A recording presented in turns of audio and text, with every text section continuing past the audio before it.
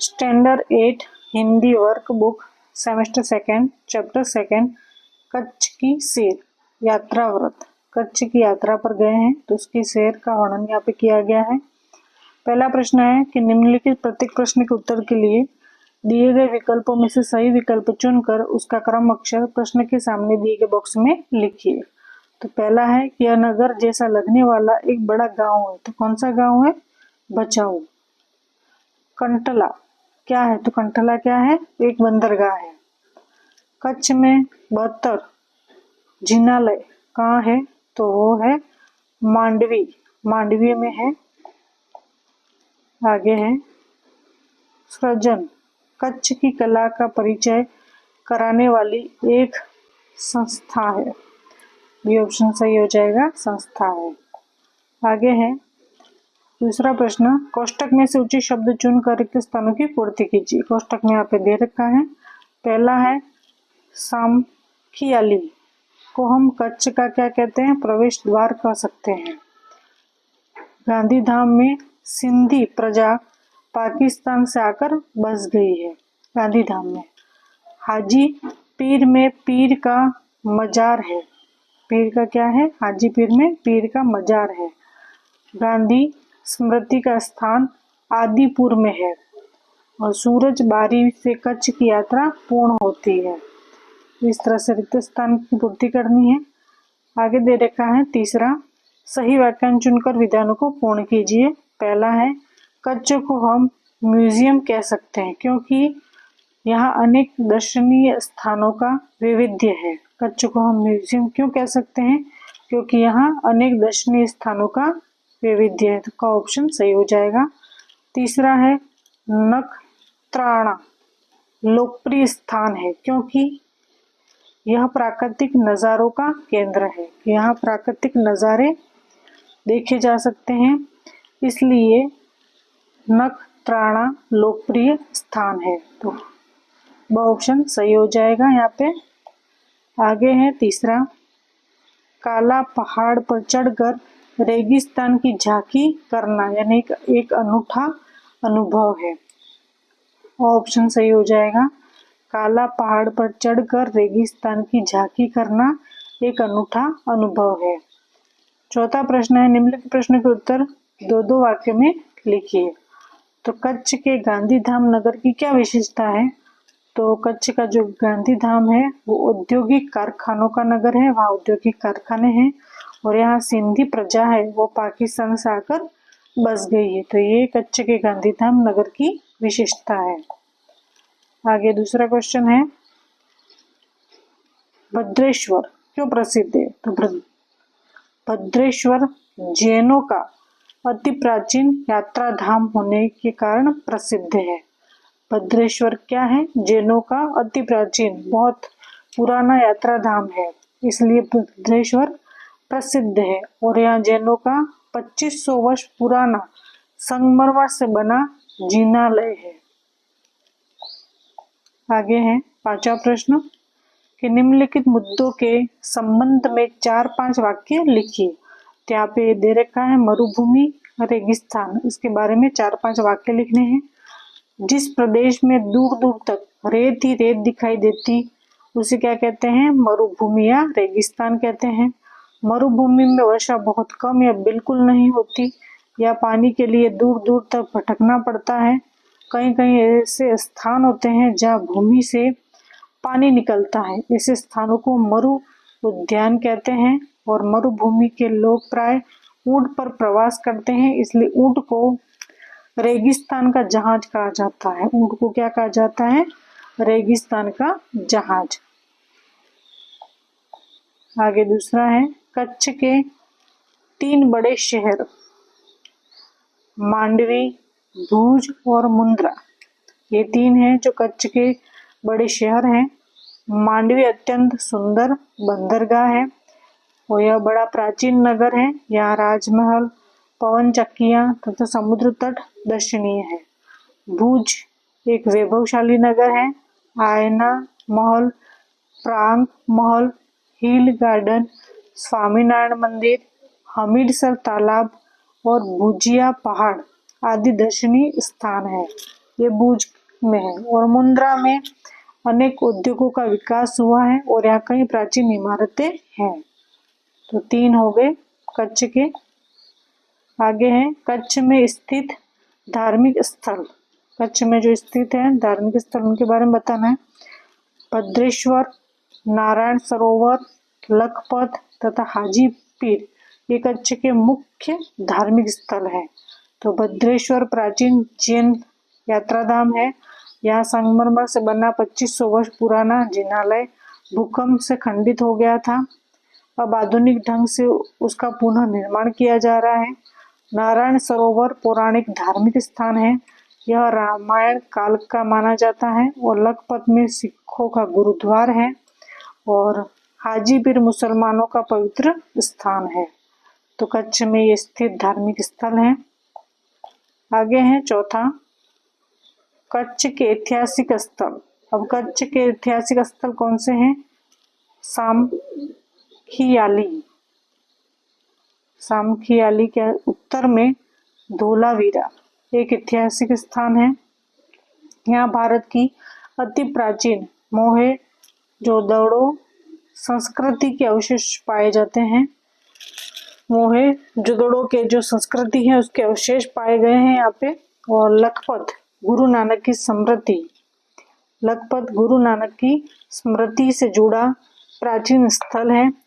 किसी समय यह एक समृद्ध नगर था। यहाँ का किला पुराने इतिहास की याद दिलाता है। यहाँ पे एक पुराना किला भी है। तो ये कच्छ के ऐतिहासिक स्थल है। आगे है छठा प्रश्न कि निम्नलिखित प्रश्नों के उत्तर लिखिए। तो पहला प्रश्न है कि आप अपनी पाठशाला में से किसी यात्रा पर गए हो, उसका वर्णन अपने शब्दों में कीजिए।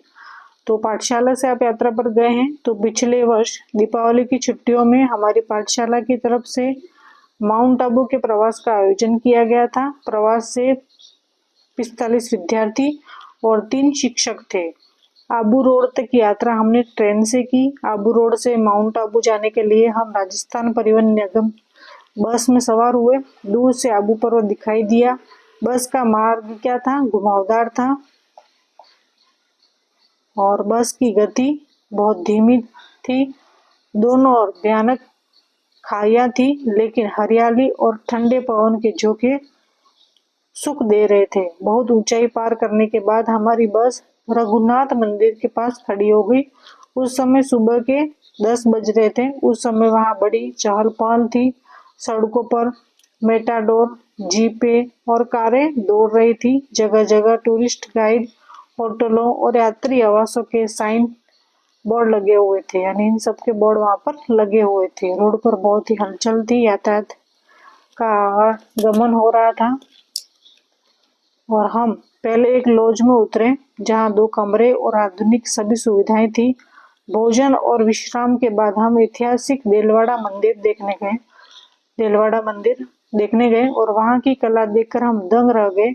देवरानी जेठानी मंदिर सचमुच बहुत सुंदर है। अगले दिन हमने टोड रॉक और पोलो ग्राउंड देखा। अचलगढ़ पर स्थित भर्तृहरि की गुफा देखी और हम औरबद्दा देवी के मंदिर भी गए। नक्की तालाब में नौका विहार का मजा लूटा और गुरु शिखर पर दत्तात्रेय के पद चिन्हों के दर्शन किए। तो ये सब हमने यात्रा के दौरान किया, तो उसका वर्णन किया गया है।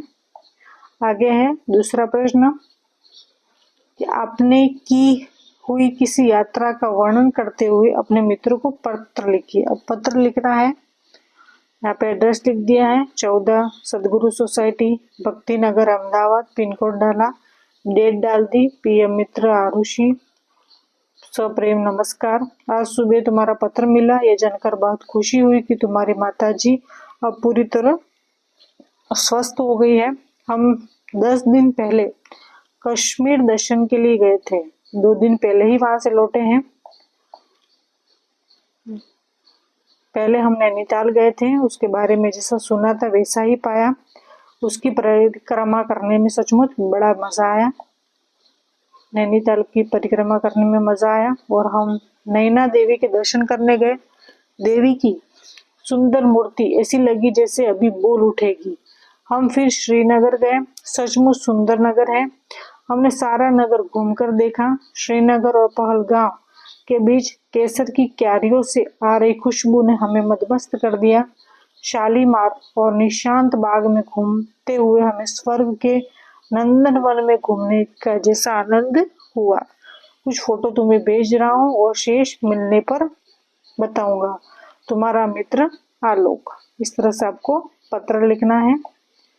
आगे है, अपूर्ण कहानी को पूर्ण कीजिए। यहाँ पे एक अधूरी कहानी दे रखी है। एक गांव था, उस गांव में एक गरीब किसान रहता था। उसके 2 बेटे थे, बड़े का नाम रामू और छोटे का नाम आपको लिखना है लखन था। रामू को खेल कूद का शौक था, उसे निशानेबाजी में भी बहुत अच्छी रुचि थी। बड़ा होकर वह भारतीय सेना में भर्ती हो गया। छोटे बेटे लखन को खेती बाड़ी का शौक था, तो उसने खेती की जिम्मेदारी संभाली और एक समृद्ध किसान बन गया। बड़ा बेटा है वो भारतीय सेना का में भर्ती हुआ और छोटा बेटा जो लखन है उसने खेती बाड़ी संभाली, यानी किसान बन गया। भारत पाकिस्तान के बीच युद्ध हुआ तो रामू ने बड़ी बहादुरी दिखाई।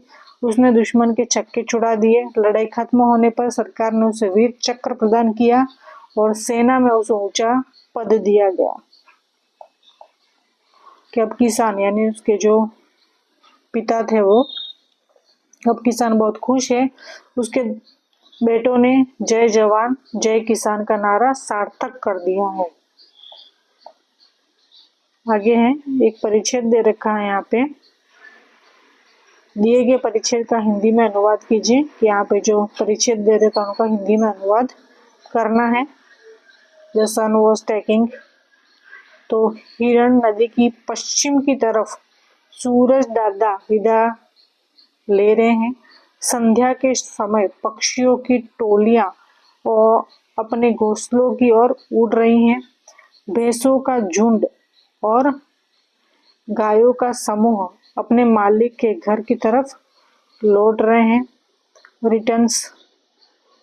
Returning to their owners house. उस समय रिमझिम रेनफॉल हुआ, वर्षा शुरू हुई। लोग असह्य गर्मी की पीड़ा से मुक्ति का आनंद ले रहे थे। केवल मनुष्य नहीं, पशु पक्षी और जीव जंतु भी शांति का अनुभव करने लगे। जब बारिश हुई तो सबको मजा आया, सब एंजॉय करने लगे। आगे है, पहेलियां दे रखा है। दिए गए शब्द मिले ऐसी पहेलियों का निर्माण कीजिए। पहला है सितारा। आकाश में रहता हूँ, रात भर चमकता हूँ, दिन में छिप जाता हूँ, सूर्यास्त होने के बाद फिर निकलता हूँ। चम चम चमकता हूँ, रहता हूँ मौन। प्यारे बच्चों बतलाओ मैं हूँ कौन। तो ये कौन है? सितारा। इस तरह से आपको पहेली लिखनी है। दूसरा है हाथी। गणपति जैसा मुंह है मेरा, काया खूब विशाल, सबसे बड़ा जानवर हूँ मैं, मस्त है मेरी चाल। आगे है चिराग। चिराग मेरे रहने पर अंधेरे की नहीं चल पाती, मेरे 2 साथी हैं तेल और बाती। तो ये चिराग का हो गया। आगे है पाठशाला। ज्ञान का मंदिर हूँ, सरस्वती का घर हूँ, आओगे यदि मेरे पास, पाओगे विद्या का प्रकाश। आगे दे रखा है 10वां प्रश्न। दिए गए शब्दों को शब्द कोश के क्रम में लिखिए। तो यहाँ पे शब्द दे रखे हैं अभ्यास, विनय। तो पहला आएगा अभिवादन, अभ्यास, चिराग, प्रगति, महकना, विनय, शायर, संग्राम, संध्या और हमदर्दी। इस तरह से आपको लिखना है। आगे दे रखा है कि इस पाठ में आए प्रशासकीय शब्दों की सूची बनाकर उनका वाक्य में प्रयोग कीजिए। तो प्रशासकीय शब्द और वाक्य। पहला है अधीक्षक। मैं थाने में जाकर अधीक्षक से मिला। दूसरा है प्रभाग। फिल्म प्रभाग आज बंद था। तीसरा है वरिष्ठ।